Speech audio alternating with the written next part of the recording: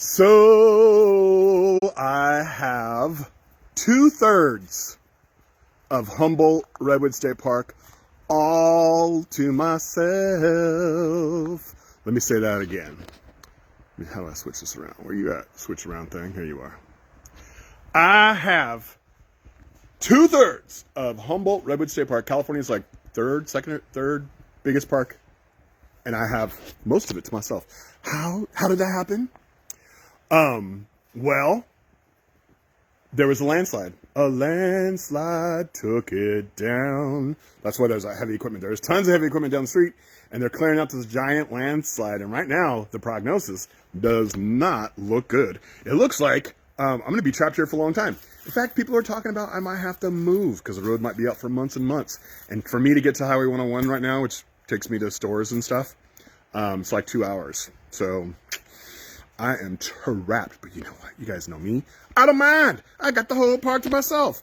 I can I barely leave this place anyways. So I'm going to try not to have to move. Anyways, that's a long story, and I'm going to do more investigating on that and put it on the Humboldt Redwood State Park page. But the reason why I'm here, I need a favor. I have this group called How to Help Wildlife Facebook group, How to Help Wildlife.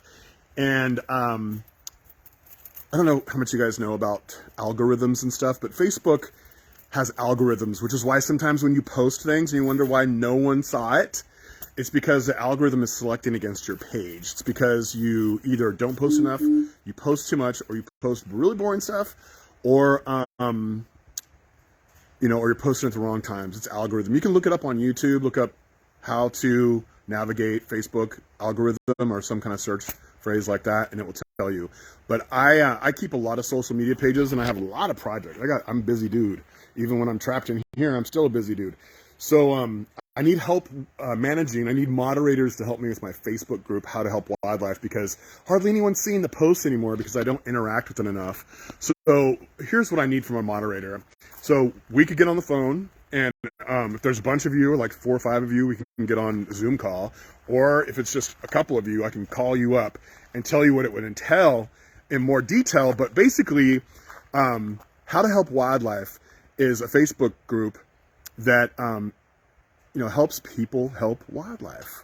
It dispels myths, like, have you ever heard someone say, don't touch the baby birds, mom won't feed it? That's not true. Okay, so still you don't want to touch baby birds, but if you see a baby bird on the ground that doesn't have any feathers or just only has down, you can pick it up, put it in the nest.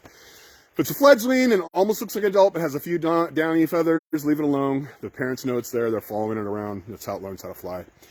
So anyways, those kinds of things, and like dealing with some difficult subjects too, like keeping cats indoors and stuff like that. So you don't have to address that stuff, but I can. But still, basically, you would be helping me moderate, engage. Like, so when someone comments, you'd like their comments, so you acknowledge that you saw it, and then if you know something about it, or if you do some research, you can comment on it, or you could be like, I don't know, maybe we should.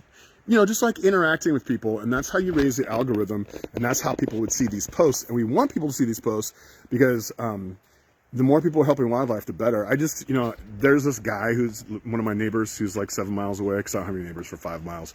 He's been shooting coyotes, and he was bragging to me about all the coyotes he shot. So I had to my first reaction was like, you dummy, blah, blah, blah, blah, but I didn't. I'm trying to stop shaking here. But I didn't. I was like, oh, what's really interesting that I found out?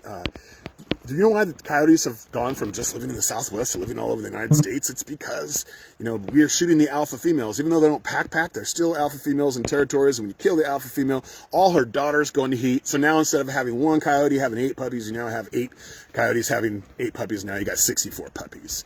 And he was like, oh, wow. And I was like, yeah, you might want to stop shooting them. And there'll be less. And then they won't bother your sheep because there'll be enough rodents and rabbits to go around. But when there's not enough rodents and rabbits to go around, they start going after your baby sheep. Okay? So anyways, that's the kind of stuff I want to teach people. So I might have just saved like 100 coyotes by telling that guy, or 1,000 coyotes by telling that guy that. So just, helping people help wildlife, switching to yellow light bulbs so the bugs don't all gather around there and exhaust themselves and die around your porch light. That way they could be out feeding birds like they're supposed to. So these are the kinds of things. And you don't have to know anything about wildlife. all I need you to do is have time and engage people, and maybe like have time to look stuff up. But if you're a wildlife rehabber, I need wildlife rehabbers. That'd be great if you have time.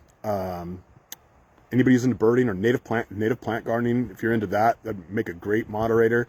So, because I really want to get the word out, and I have a lot of different social media that I'm already having to keep up, including several state ones, or a few state ones, and about to be 2 more. So I need help. So if you're interested in being a moderator, message me, tell me why you want to be a moderator, and maybe we can jump on the phone, or if there's a few of you, we can do a Zoom call. But anyways, that's what I wanted to favor with. I need help moderating a How to Help Wildlife group, because I need to get the word out there. We need to get the more people who know, they'll do stuff. I mean, there's a really simple way that everybody can help wildlife, and that is just by planting the plants that are native to your area. Because, I'm going to say this and I'm going to let y'all go because this is getting long, but most plants that we buy in Home Depot or some big box retailer like that, those plants are from Asia or Europe or Africa, and they didn't evolve here, and so the bugs barely use them. And if there are bugs using them, they're probably also bugs from Asia, and so now you got 2 invasive species in your yard. I mean, not all decorative plants are invasive, but the bug on them might be, like stink set and oak death that was brought in nursery plants, chestnut blight, which killed all the chestnuts. That's another one that came from nursery stock. So we don't want to buy those plants. We don't do native plants, and then they have the bugs that evolved with. Think monarch and milkweed. Okay, that's just one of millions of examples. Lots of butterflies only, and moths only use some trees, okay, and plants. And the king of them all is oak trees. You plant oak trees, you're going to get like hundreds of different types of caterpillars on your tree, and that's great for bird food. So just someone planting 3 or 4 native plants in their yard makes a difference. Okay, it makes a very positive difference. A person planting 1 oak tree in their yard makes a huge difference. Okay, because the acorns also feed jays and stuff. So, anyways, if you're interested in being a moderator for How to Help Wildlife Facebook group, let me know. And now I'm gonna go look at the landslide that's trapped me here. You guys want to see the park one more time? So yes. This is part of the park. So this whole area was logged in 55, and then there was this massive, or before 55, like 50, right after World War II. And then there was this massive storm, and all this landslid, all this stuff. And so we've been having landslides ever since. And then right over there, you start to see some big trees. That's Rockefeller Forest. That's the biggest old-growth redwood forest in the world. And if you look way up there, there's a prairie, and Thornton Trail goes through there. And sometimes I see wild horses over there. So it's pretty cool. All right, I'm going to go check out the landslide that trapped me here.